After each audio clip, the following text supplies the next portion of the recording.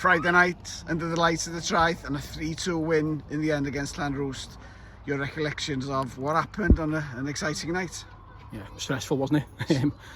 Yeah, I thought we started the game well. We spoke a lot about what they're good at, which is set pieces, and the disappointing thing really in the first half was after we took the lead, we sort of allowed them to start getting set pieces and not dealing with them properly, which leads to more set pieces. And obviously the first goal comes from that.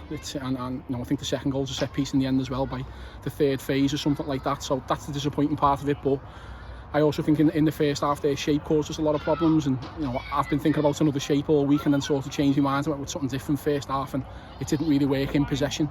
So we made the change at half time, changed back to what we should have done from the start really, and I thought we were dominant in the second half. They had one chance near the end, but you know, it wasn't about ability or tactics or anything tonight. It was about the lads' bottle and desire to go and win the game when they were 2-1 down. I think we'd have definitely lost that last season. So get really goals. Positive. We were 1 up, and a great goal from Daniel Atkins as well. Yeah, obviously great signing for us, Danny. That's what he's done. You know, he played for me for 4 years before he moved on to Colwyn Bay. So we know what Danny's about. That's his first 90 minutes, I think, for a long time. So you know, he'll get better and better as the weeks go on. What was the words at half time? Because from 1 up to 1 down, bit of panic. Or Not just panic, but I was frustrated at half time. I was frustrated with the way that we were dealing with set pieces, to be honest with you, because we know it's a massive strength of theirs, and to concede 2 is disappointing.